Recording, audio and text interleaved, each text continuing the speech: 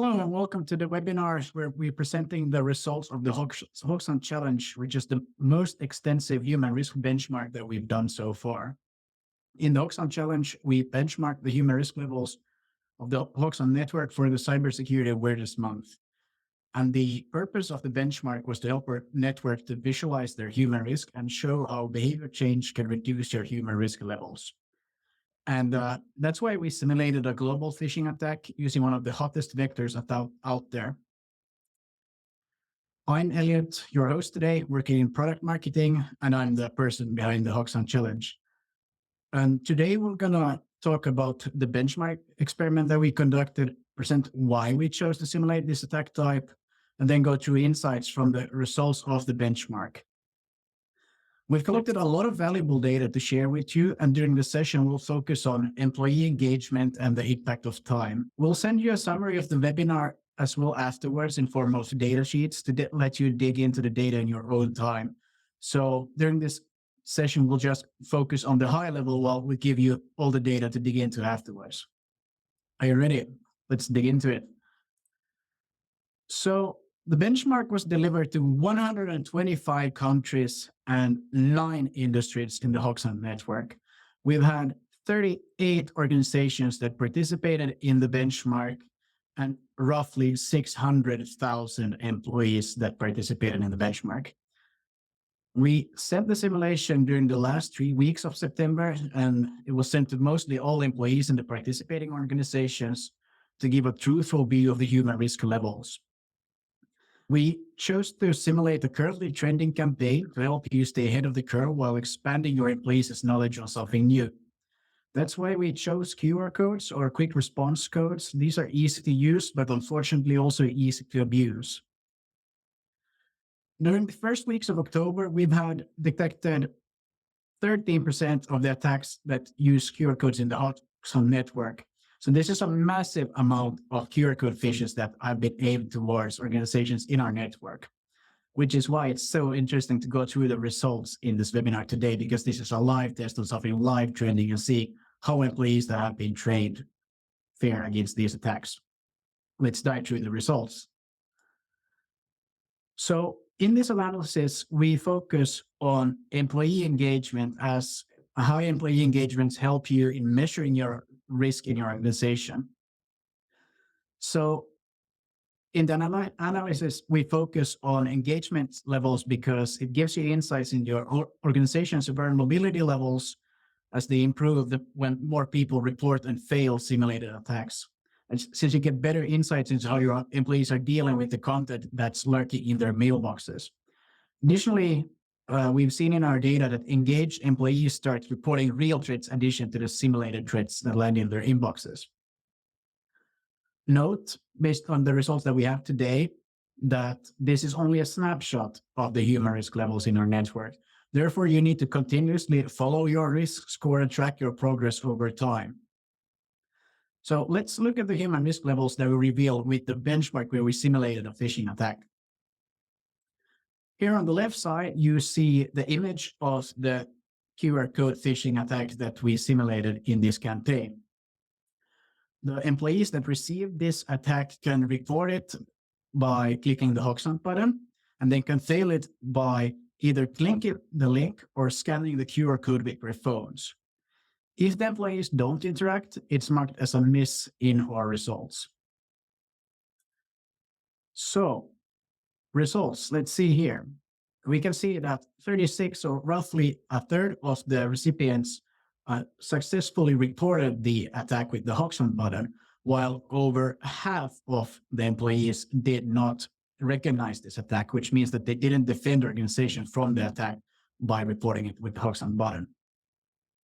Also, roughly a third of the employees that received this simulation failed by scanning the QR code that was in the email. In the results, we have data on industry performance and job functions performance, but I will not go through this in too deep level today, as we're focusing on the higher levels in this session. We'll include this data in our data sheets that we send you to read in your own time, so don't worry.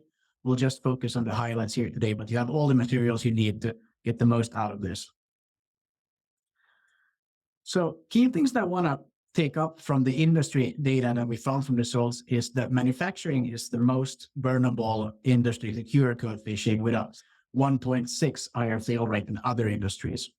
Also, something super interesting to see is that the retail industry had by far the largest miss rate, where only 2 out of 10 employees and organizations engaged with benchmark. Also, the legal, professional, and business services had the highest reporting rates with 1.5 more than other industries.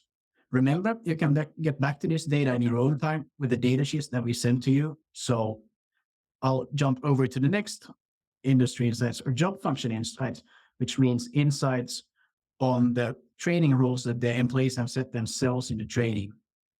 And here we can see that the success and miss rates are quite the same over the industries, but sales miss the most and legal roles report the most.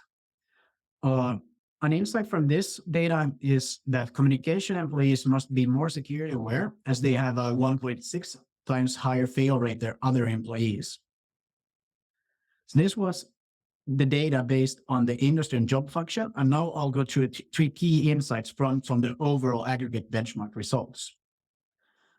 First key result that we got is that employees been onboarded into training reported significantly more than those who had not received any training at all. So let's go through the numbers. What's the difference between the employees that have been in a training and employees that have not been in the training?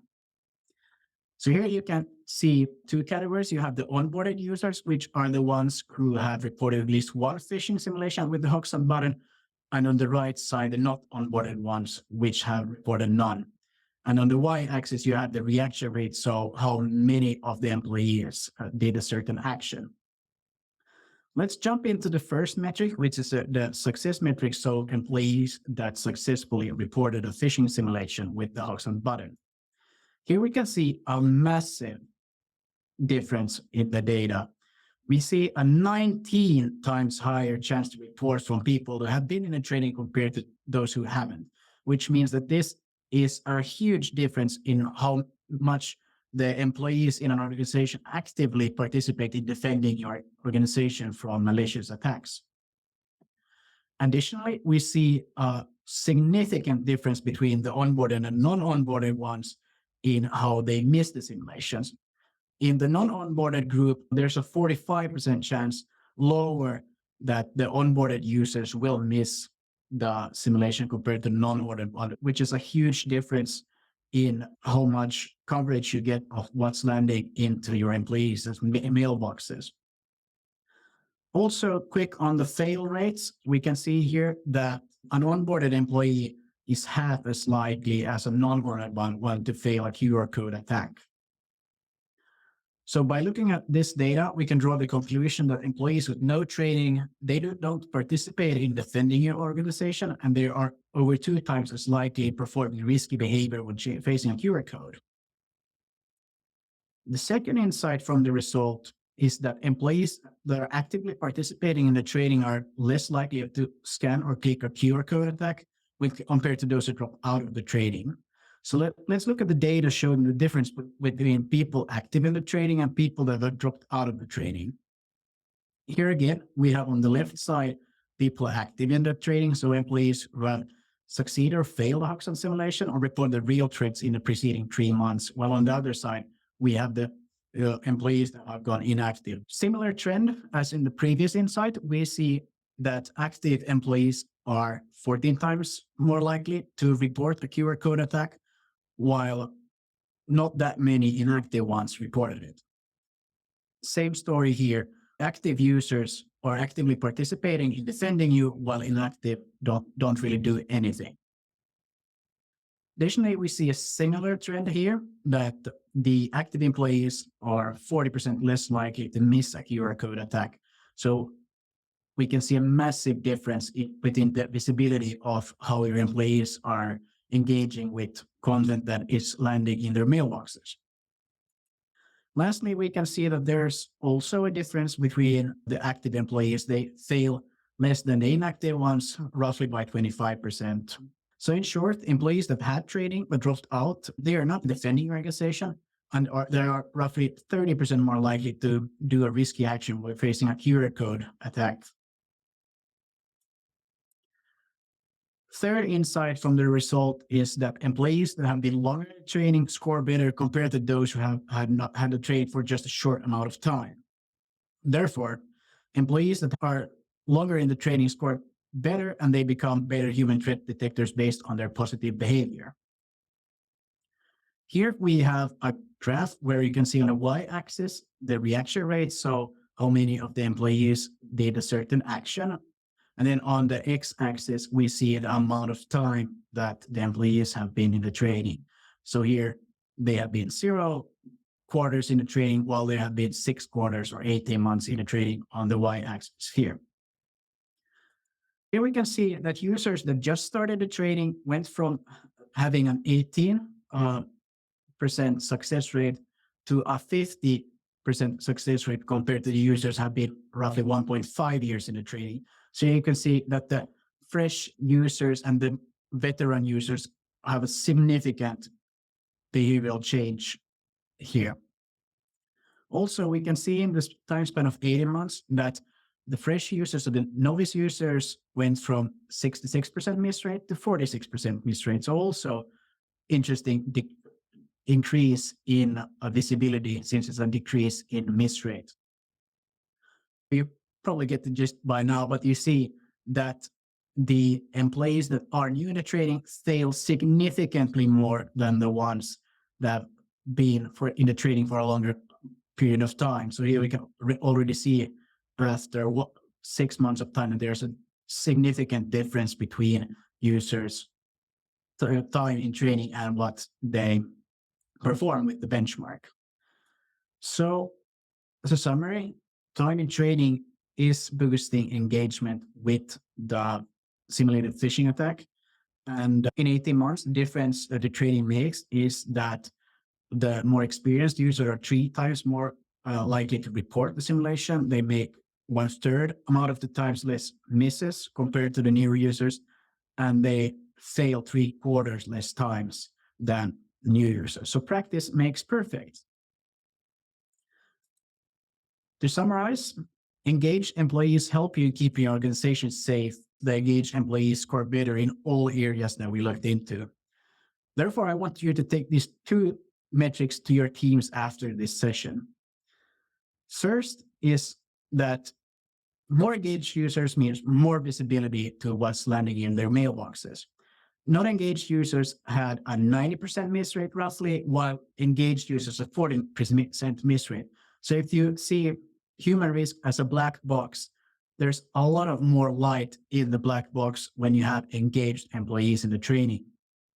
Also, on defending your organization and reporting malicious content, we see after 18 months a 3 times increase in reporting of the active users who have been 18 months in the training compared to those who haven't been in the training at all. So they went from unengaged employees had 89% miss rate, engaged had 40% miss rate, and significant increase in threat visibility, and experienced users reported 3 times more than employees new to the training. Lastly, I'll finish up with 3 key points that I want you to use to reduce your human risk in your organizations. First is that employees that are active in the training give you the best insight into your human risk. Second, employees that aren't onboarded in the training and not getting training are the most vulnerable to your organization as they fail the most. And third, employees that have been a longer time in the training improve your resilience level as they success more and fail less.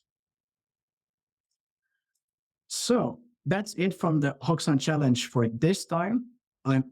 We're very happy if you share your data sheets with your teams after this session and see what insights you can take away from those. Also, please contact your customer success manager if there's anything we can help with. Thank you for today and hope to see you soon.